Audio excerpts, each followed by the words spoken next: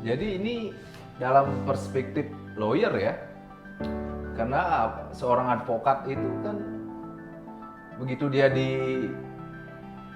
apa terdaftar sebagai seorang advokat, dia kan satu, dia adalah seorang penegak hukum. Yang kedua, jangan salah, seorang penegak hukum yang belajar ilmu hukum selalu dianggap tahu hukumnya. Kemudian advokat itu bisa menjadi milik publik karena dia bisa menjadi orang yang menjadi tumpuan di masyarakat. Jangan bercerita bahwa advokat itu harus di pengadilan saja. Kalau ilmu litigasi itu adalah ilmu pada saat kita mengaplikasikan dalam bentuk skill beracara. Tapi kali ini kita akan bercerita di luar itu. Kurang lebih begini, pernah nggak kira-kira kita orang yang berprofesi sebagai advokat tiba-tiba dicari oleh katakanlah masyarakat di sekitar kita? Tiba-tiba saja kita menjadi tumpuan harapan untuk sebuah permasalahan di lingkungan kita. Atau tiba-tiba saja kita dianggap tahu semua hukumnya. Ya, dan tumpuan masyarakat itu kita diharapkan untuk bisa menyelesaikan persoalan itu. Nah, pertanyaannya, apakah ilmu hukum yang kita dapat di bangku kuliah dulu, itu kan murni tuh, ilmu hukum saja yang banyak kita dapat lah. Ilustrasinya, mungkin kita belajar 4 tahun sampai ada yang 5 tahun setebal ini. Sejauh mana ilmu hukum itu kalau diterapkan dalam dunia praktek? Rasanya banyak kawan-kawan juga yang sepakat, mungkin ilmu yang kita dapat dan kita akan terapkan itu tidak sebanyak setebal itu. Lalu, apa saja yang perlu diperhatikan kira-kira kalau kita sudah mulai berhadapan dengan sesuatu yang sangat praktik sifatnya? Nah, kali ini kita coba akan membahas bagaimana seorang advokat harus bisa memenuhi harapan yang tadi. Saya mungkin ingin kasih contoh biar lebih gampang mengilustrasikannya. Pernah ada suatu peristiwa di mana katakanlah kami dengan beberapa kawan pada saat itu diminta untuk menyelesaikan sebuah persoalan yang terjadi konflik dua masyarakat yang berbeda wilayah. Nah, isunya sesungguhnya ini isu konflik keperdataan biasa, tetapi eskalasinya meluas, di mana isu tanah sengketa milik antara tanah pribadi kemudian tanah adat menjadi sebuah isu perbatasan adat. Ini menarik, dan tiba-tiba misalnya kita dicari oleh katakanlah sekelompok masyarakat untuk menyelesaikan itu. Disinilah sesungguhnya yang sering disebut sebagai sebuah kompleksitas itu muncul.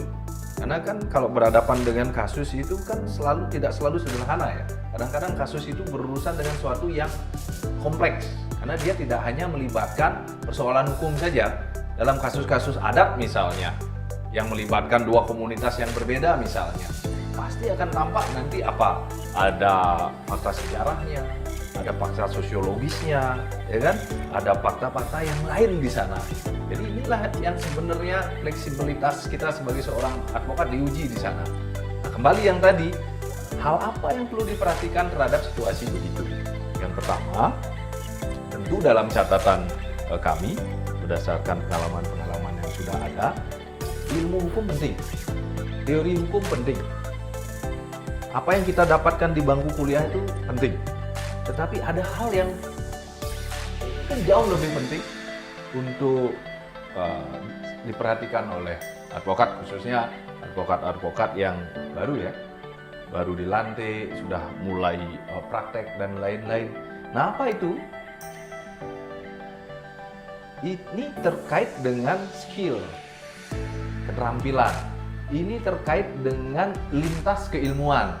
Misal, kira-kira kalau kita harus terampil berbicara, itu kan ilmu komunikasi. Kalau kita harus terampil mengkonsep sesuatu, itu ilmu komunikasi.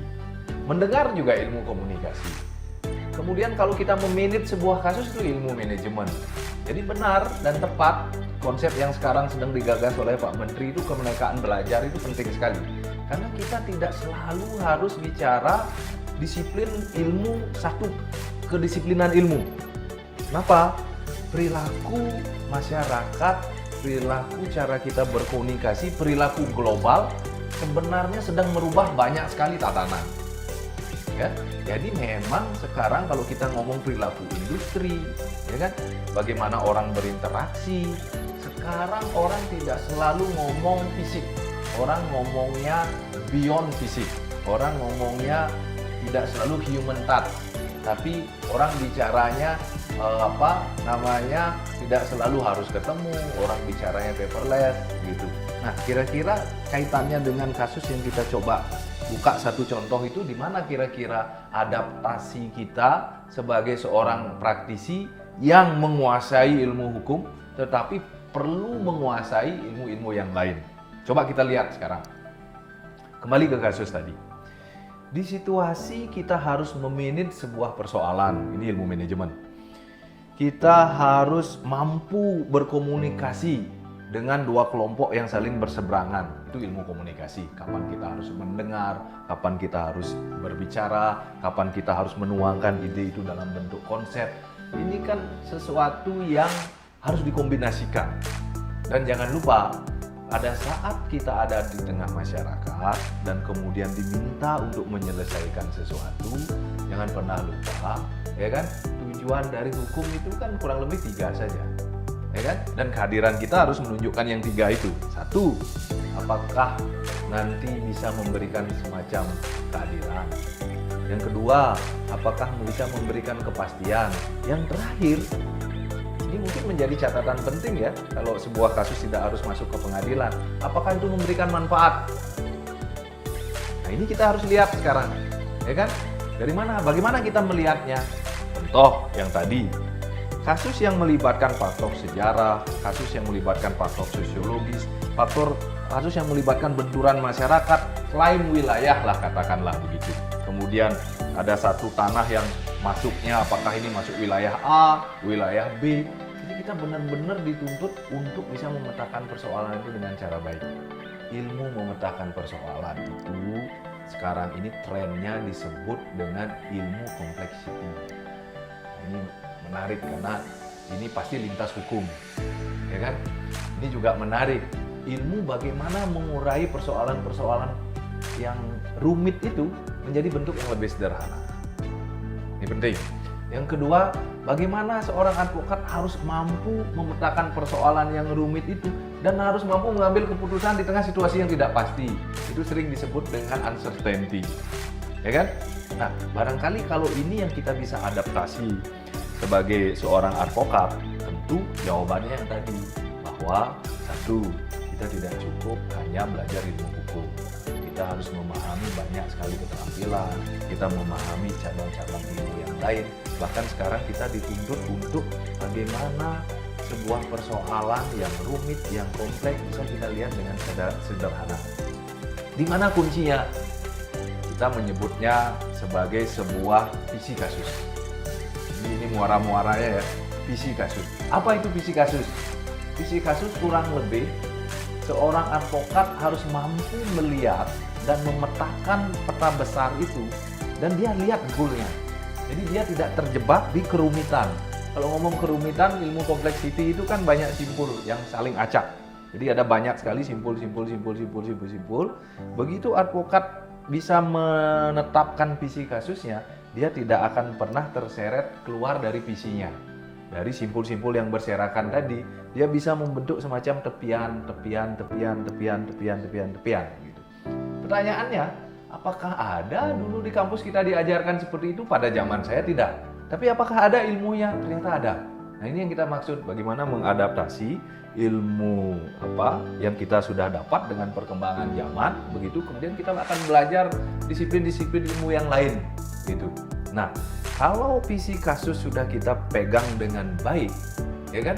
Dan ini menjadi sebuah bekal yang baik bagi seorang advokat. Kalau dia bisa menetapkan visi kasus, dia bisa menyederhanakan sesuatu yang kompleks itu sehingga lebih simpel kelihatannya, begitu. Dan kemudian dia bisa mengkombinasikan keterampilan yang tadi.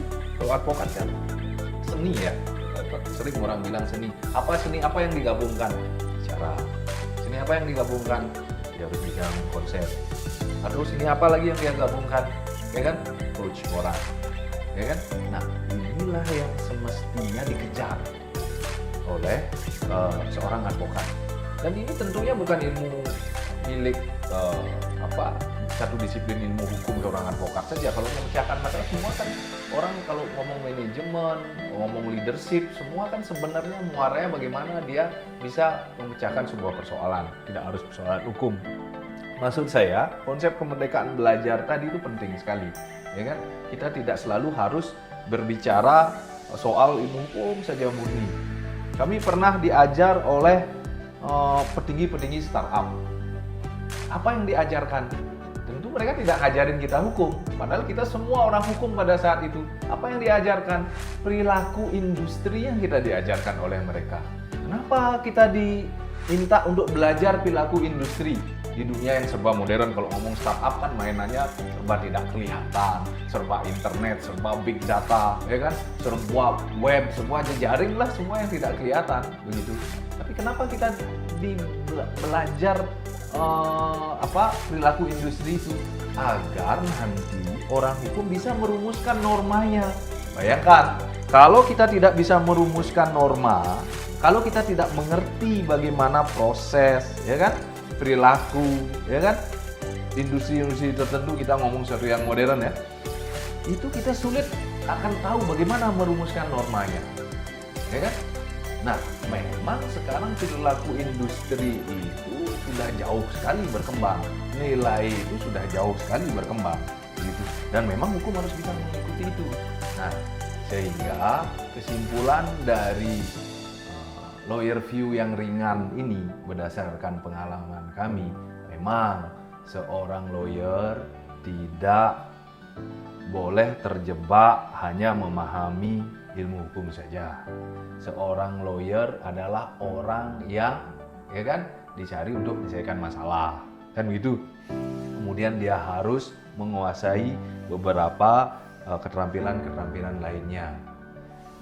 Catatan terakhir, kita harus mampu memetakan persoalan yang kompleks itu dengan cara yang sederhana. Bagaimana menggetarkan simpul-simpul itu mungkin nanti topik lain lah, karena ada teorinya, complexity and uncertainty untuk mengambil sebuah keputusan. Nantilah. Kemudian kita harus mampu membuat yang namanya visi kasus, ya kan? Yang terakhir, jangan lupa seorang lawyer adalah seorang penegak hukum, ya kan? Pada saat dia diminta bantuan oleh masyarakat, menjadi tumpuan masyarakat, dianggap tahu hukumnya, ya dia juga harus orang yang sangat bijak untuk bisa menyelesaikan persoalan itu. Agar apa? Kan tidak selalu bicara hukum, bicara masalah menang dan kalah. Kalau dia bisa misalnya melakukan upaya-upaya membuat keadaan di lingkungan masyarakat dan lebih tertib, ya kan? Persoalan itu dia bisa redam, tidak timbul masalah, berdamai dan lain-lain, itu kan capaian yang luar biasa. Jadi tanggung jawab seorang penegak hukum, sampai jaksa, hakim, ya kan, polisi, advokat kan seorang penegak hukum juga, begitu. Dia ada di tengah-tengah masyarakat, sehingga dia benar-benar harus mampu mengkombinasikan. Sehingga apa? Titik-titik persinggungan di antara satu, harapan masyarakat, kedua, dianggap mengerti hukum, ketiga, diminta untuk mampu menyelesaikan persoalan, ya kan? Jadi kan titik-titik persinggungan ini agar terjadi tertib di masyarakat, dia harus memahami hal lain. Tentu ini menjadi sesuatu yang harus dipelajari dari waktu ke waktu. Itu kira-kira ulasan saya tentang lawyer view kali ini. Poinnya, ilmu penting, keterampilan penting, tanggung jawab profesi juga penting. Kenapa orang advokat sampai penegak hukum juga milik masyarakat. Terima kasih, sampai jumpa dalam kesempatan yang lain.